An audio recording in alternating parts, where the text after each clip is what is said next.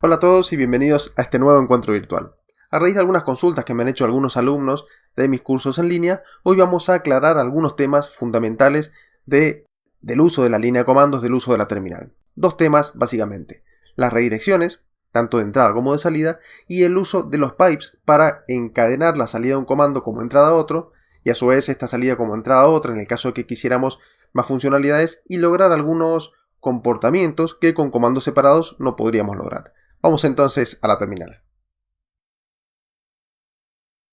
Comencemos con el uso de los pipes o las tuberías. ¿Qué es un pipe? Si nos vamos a la terminal, ese carácter que vemos ahí, he puesto varios para que lo veamos, es el símbolo del pipe o el símbolo de tubería. ¿Y qué nos permite? Nos permite tomar la salida de un comando y utilizarla como entrada al siguiente comando de una línea de órdenes. ¿Para qué nos sirve esto? Para encontrar nuevas o utilizar nuevas funcionalidades dentro de la línea de órdenes que con comandos separados no podríamos hacer. Por ejemplo, imaginemos que tenemos una salida muy larga, un archivo de texto muy largo, o la salida de un comando en sí ya es de más de una pantalla. Nosotros podríamos tomar todo el contenido y pasarlo a otro comando que se encargue únicamente de paginar esa salida. Entonces podríamos ver pantalla por pantalla como si fuese una lista de scroll. Lo mismo ocurre con archivos grandes en los cuales nosotros queremos buscar algún contenido particular, o queremos filtrar algunas líneas, o queremos calcular la cantidad de caracteres o la cantidad de líneas que tiene un archivo sin tener que ir contando una por una. Podríamos tomar el archivo completo y pasarlo a otro comando que nos permita realizar esas tareas específicas. Veamos algunos ejemplos fundamentales. Imaginemos que estamos ejecutando el siguiente comando: ls/tmp. Vamos a poner aquí el modificador "-l" para poder tener una salida un poco más completa, al directorio /tmp. Como se ve, aquí yo lo tengo en una terminal de usuario, tengo una salida bastante larga, tenemos aquí varias líneas, pero si estuviéramos trabajando en una terminal de TTI, por ejemplo, una terminal de SSH o una terminal conectada directamente a un ordenador en la cual no tenemos el uso del mouse, sí deberíamos, sí o sí, si quisiéramos listar o paginar esta salida, utilizar algún mecanismo que nos permita hacerlo. En este caso podríamos utilizar otro comando, que es el comando more. El comando more lo que hace es tomar un archivo de entrada y paginarlo, como el clásico comando more de OS, paginarlo para poder ir recorriendo pantalla a pantalla todo el archivo completo. En el caso del pipe, vamos a tomar como archivo de entrada la salida de otro comando, en este caso la salida del comando ls-l/tmp. Veamos el ejemplo. Este era el comando que habíamos ejecutado antes. Vamos a pasar esa salida como entrada al comando more. De esta forma tenemos ahí una salida paginada. Cada vez que damos enter, avanzamos una línea, y cada vez que damos espacio, avanzamos una pantalla entera. Y así hasta que se termina el archivito. Otra forma de hacer esto, ya en Linux, con algunos comandos un poco más avanzados, es hacerlo con el comando ls, que nos da la posibilidad también de volver dentro de ese contenido. Si hacemos esto, vamos a ver que aquí ya tenemos una forma de recorrer todo el archivo. Incluso podemos hacer otras cosas aquí en el archivo, como buscar contenido, podemos ejecutar otras funcionalidades. Ya quizá en algún video más adelante o en algún curso de shell scripting o de comandos hablaremos sobre las búsquedas y el trabajo de texto dentro de los archivos de la terminal, o incluso en salidas de comandos como esto. Aquí con el comando ls salimos presionando la tecla Q de quit. Este es un pequeño ejemplo de cómo utilizar el pipe. Veamos otro ejemplo simple. Imaginemos que en la misma salida del /tmp, el "-l", queremos filtrar algún tipo de contenido. Imaginemos que de todas estas salidas que nosotros tenemos en pantalla, queremos únicamente los nombres de archivos y el tamaño que se encuentra en la columna número 5 de esta salida. Entonces podríamos hacer algo parecido a esto. Por supuesto, hay muchas formas de hacerlo. Vamos a tratar de hacerlo ahora con el comando awk. En este caso vamos a dividir eso y únicamente vamos a filtrar por columnas para que nos muestre el tamaño, un espacio o una tabulación, y nos muestre también el nombre del archivo al que corresponde ese tamaño. En este caso vamos a usar el comando awk de esta forma. Dijimos columna 5, vamos a pasarle un tabulador y vamos a mostrar la columna 9 de esta salida. Ahí tenemos únicamente los nombres de archivos, luego del tamaño en bytes de estos archivos. Ahora imaginemos que, a su vez, además de tomar la salida del comando completo, pasarla por un comando que nos permite filtrar columnas, queremos también filtrar filas. Filtremos todas las filas que tienen la palabra, por decir algo, systemd. Vamos a pasarle otro pipe, la salida completa de estos que vemos en pantalla, que ya vamos viendo cómo se va modificando. Vamos a pasarlo a un comando que se llama grep y nos va a permitir filtrar, por ejemplo, por la línea systemd. Vamos a limpiar pantalla. Y ahí tenemos los dos archivos o directorios que nos permiten o que nos muestran la salida anterior como systemd. De la salida anterior vemos únicamente las líneas que contienen esta palabra. Por ejemplo, ahí veo dos archivos cuyo nombre es wireless, cuyos tamaños son 20 y pico mil bytes dentro del disco, dentro del directorio /tmp. ¿Qué hicimos? A la salida completa la pasamos por un filtro que filtró columnas. A esa salida ya modificada, a su vez la pasamos por otro filtro que filtró filas, y así podemos hacer muchísimas combinaciones. Si la salida fuera muy grande, por ejemplo, podríamos además pasarla por un filtro que nos permita paginar la salida en pantalla. Estos filtros también dependen del orden en el cual los ponemos. Podríamos haber tirado la salida, luego filtrar las filas por wireless y luego filtrar las columnas. Pueden haber algunas diferencias dependiendo del contenido que estamos ocultando cada vez que realizamos alguno de estos filtros, pero cualquier orden es válido. Y a modo de ejemplo, vayamos un poquito más allá.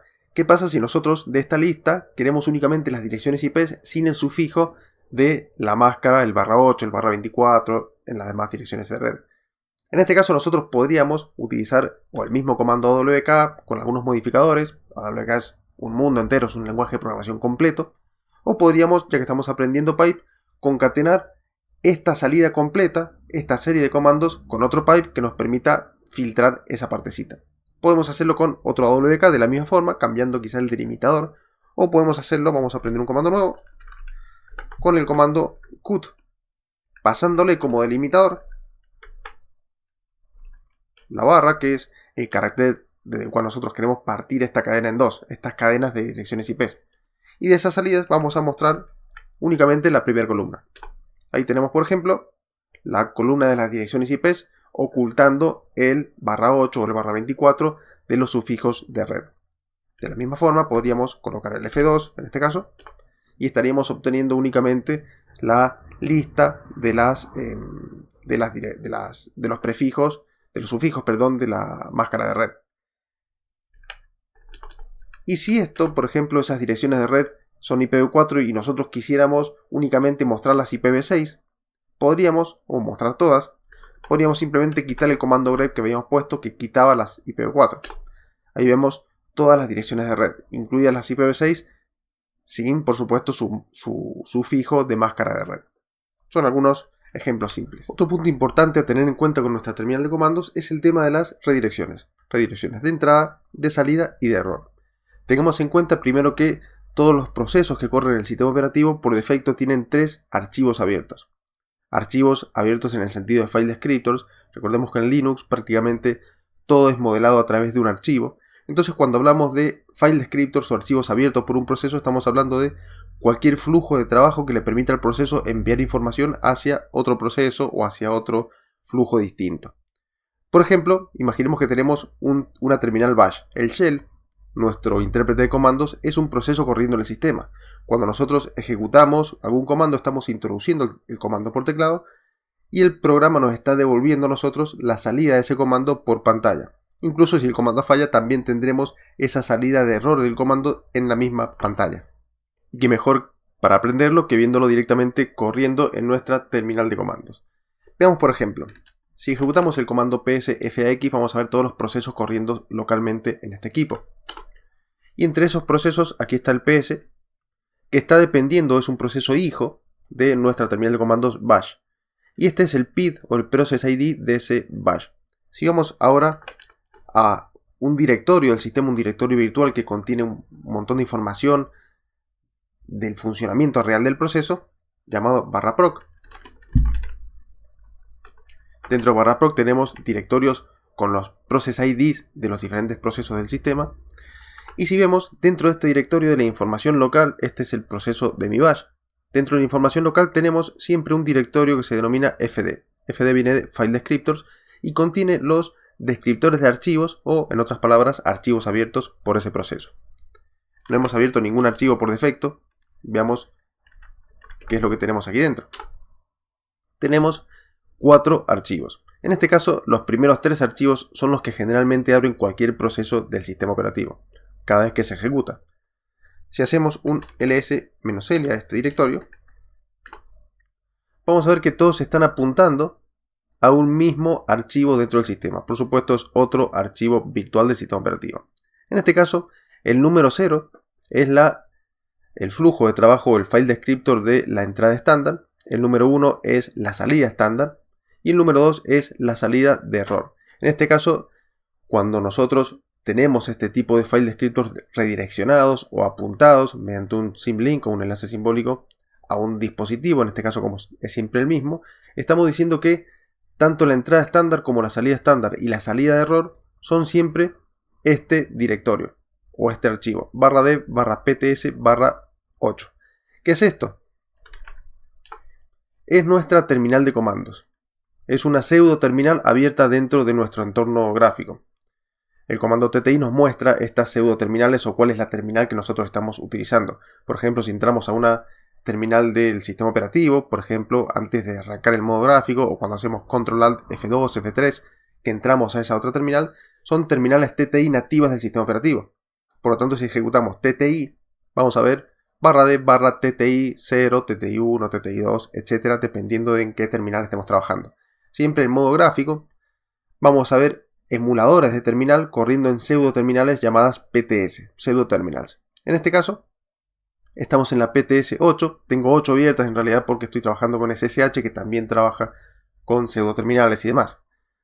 Como se ve, la entrada estándar, la salida estándar y la salida de error siempre es nuestra terminal. O sea que este proceso, el bash, está recibiendo información por terminal, la información de salida del comando corrido correctamente, por ejemplo este que acabamos de listar aquí, será también la terminal, y en el caso de que el comando falle también será la salida esta terminal. Imaginemos que hacemos lo siguiente.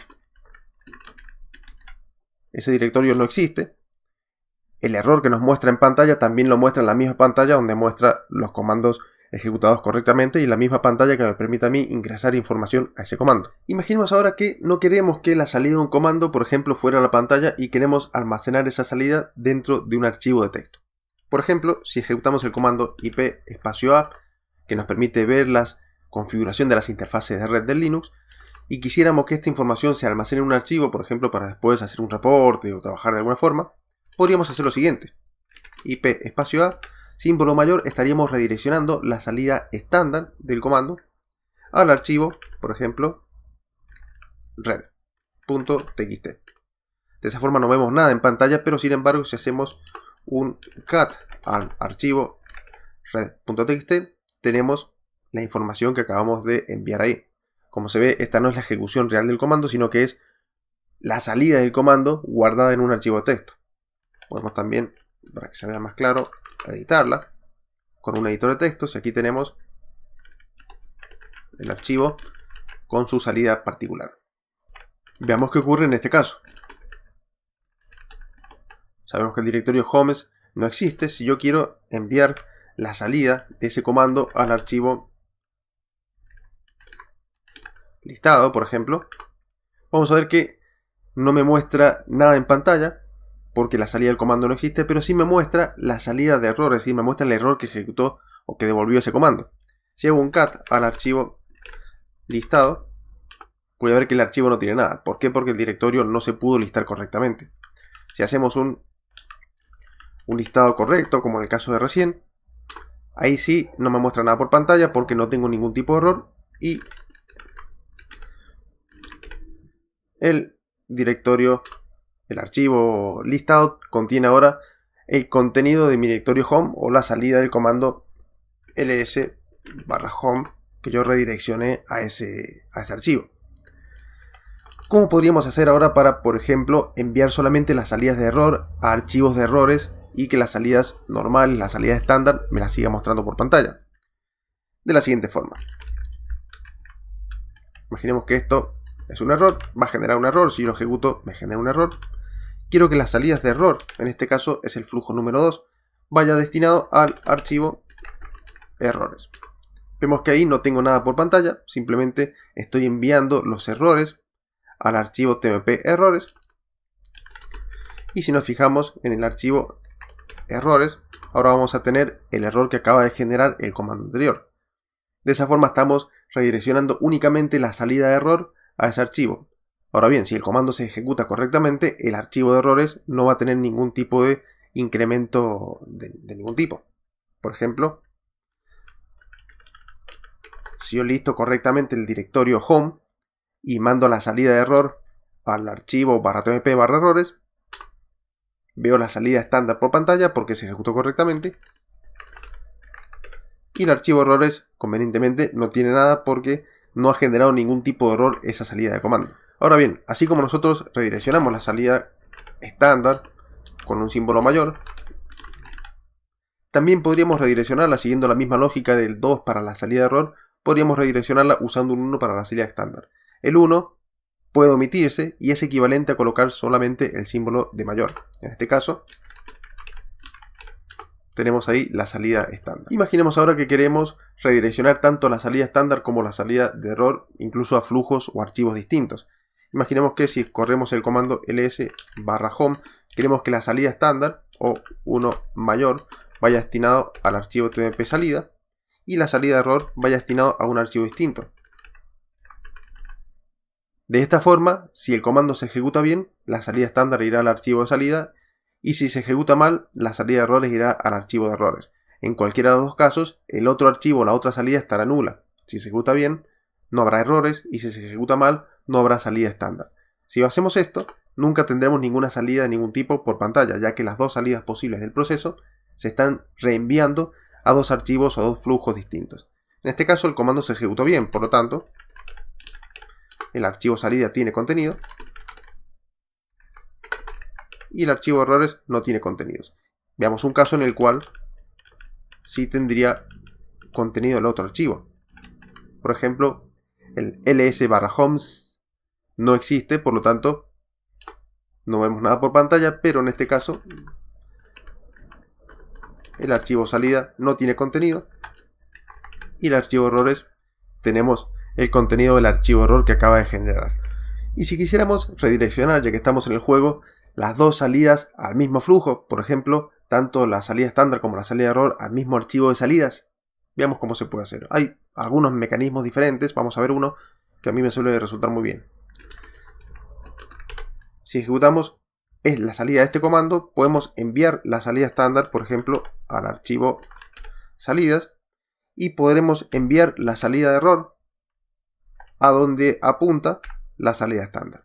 De esta forma podríamos decir, de forma mnemotécnica, que estamos reenviando la salida estándar del comando al flujo 1 y estamos reenviando la salida de error, por eso el 2 mayor, a la salida estándar. Y para ello tenemos que anteponerle un símbolo de ampersand. De esta forma, reenviar la salida 2 a donde apunta la salida 1 se podría simbolizar con el símbolo ampersand. De esta forma que tenemos, si el comando se ejecuta bien,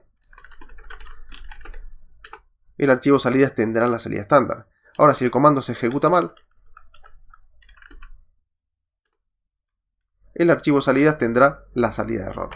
Como ya estamos un poco excedidos de tiempo, vamos a ver otra forma de redireccionar la salida para poder acumular las diferentes salidas de diferentes comandos sin necesidad de sobreescribir esa salida cada vez que enviamos un comando nuevo. Por ejemplo, imaginemos que hacemos un ls/home y enviamos la salida al archivo tmp salida. Ahora, si hacemos un ip espacio a y enviamos la salida al mismo archivo, vamos a ver que si hacemos un cat al archivo salida, va a tener el contenido del último comando ejecutado. Aquí se puede ver el cat que hicimos y aquí tenemos el comando ip espacio a. Si nosotros quisiéramos que se vayan acumulando estas salidas, por ejemplo, para una suerte de log y luego debuguear o ver qué problema tenemos en la computadora con la ejecución de ciertos comandos, podríamos hacer lo siguiente. por ejemplo, un ls al barra home, lo vamos a enviar al archivo barra tmp salida, y ahora el comando ip espacio a lo vamos a reenviar al archivo salida de esta forma. El mayor en este caso lo que va a hacer es agregar esa información, hacer un append de la información al final del archivo original. De esa forma que tenemos, hacemos un cat al archivo salida, vamos a ver que tenemos aquí, ahí tenemos el comando cat, y aquí tenemos la salida del comando ls, y aquí tenemos la salida del comando ip espacio a. Por supuesto podríamos también dividir o enviar la salida de un comando echo. Hacemos algo por el estilo. Eso nos lo muestra por pantalla, pero podríamos enviarlo al tmp salida, agregándolo al final, haciendo un append al final del archivo. Entonces aquí podríamos ejecutar cualquier otro comando, por ejemplo, y agregarlo dentro del tmp salida. De esa forma tendríamos una división que por supuesto se puede tunear, se puede trabajar de otra forma, más entendible dentro de la salida. Como se ve aquí, tenemos el comando ls original, el comando ipa, la línea divisoria y la salida del comando ls-l barra que acabamos de ver en pantalla. Este video está quedando bastante largo, así que vamos a cerrar esta serie con unos conceptos particulares de entrada estándar. No vamos a adentrarnos demasiado porque es un concepto que quizás se utilice más en Shell Scripting, así que vamos a quizá ampliar un poco esto más luego en algún curso de Shell Scripting o algún video específico sobre programación de la Shell. El tema de entrada estándar nos permite a nosotros tomar algún contenido y usarlo como entrada a la ejecución de un comando. Así como por ejemplo el comando cat barra tmp barra salida nos muestra esta cadena, nosotros podríamos tomar en algún comando una redirección de entrada. En este caso el comando cat va a tomar como entrada el archivo barra tmp barra salida y lo va a mostrar por pantalla, que es la función del comando cat. En la práctica este comando no tiene ninguna diferencia, pero sí tiene una diferencia conceptual a la hora de ejecutar el comando cat. En vez de tomar un argumento en línea de comandos, estamos redireccionando un archivo y utilizándolo como entrada a la ejecución del comando.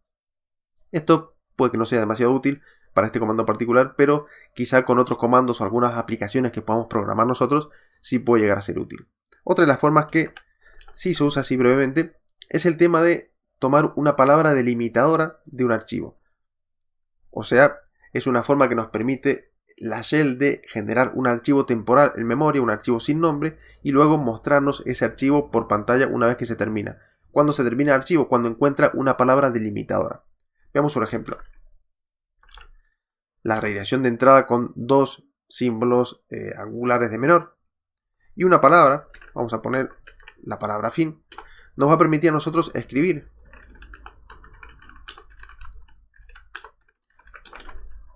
cualquier texto hasta que encuentra la palabra fin. Si nosotros colocamos aquí la palabra fin, vamos a ver que nos muestra el texto completo que acabamos de introducir. Eso es muy útil, más que nada en Shell Scripting, porque nos permite hacer una combinación de redirecciones y generar archivos nuevos con cierto contenido que sepamos que esté delimitado con cierta palabra. Imaginemos que hacemos lo mismo, pero redireccionamos la salida a tmp archivo, por ejemplo.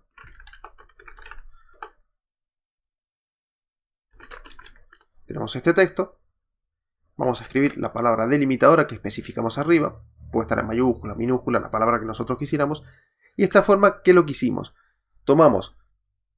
Creamos un archivo temporal con este contenido, se delimitó con la palabra fin, por lo tanto el comando cat generó ese archivo temporal y en vez de mostrarlo por pantalla, lo ha redireccionado al archivo tmp archivo. Si hacemos un cat ahora al tmp archivo, vemos que tenemos ese archivito ahí perfectamente creado.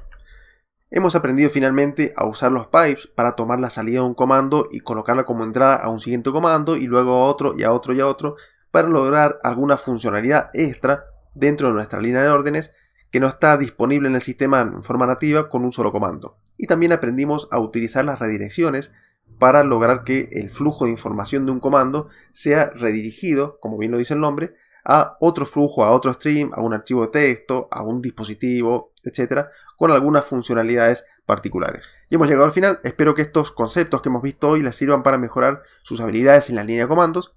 Y por supuesto iremos ampliando este contenido también en nuestro blog, en este canal de YouTube o en cursos en línea sobre comandos básicos, sobre comandos más avanzados y sobre Shell Script. Finalmente, ante cualquier duda que tengan, saben dónde encontrarme. Espero sus comentarios, espero que me escriban. No es ninguna molestia, intentaré ayudar en lo que pueda. Los invito también a que se sumen al canal de YouTube de Juncotic y que se sumen también a la comunidad Juncotic en las redes sociales, información de contacto que van a encontrar en juncotic.com. Ahí periódicamente vamos publicando nuevos contenidos, nuevos lanzamientos, nuevos cursos y capacitaciones en línea. Será entonces hasta la próxima. Muchísimas gracias.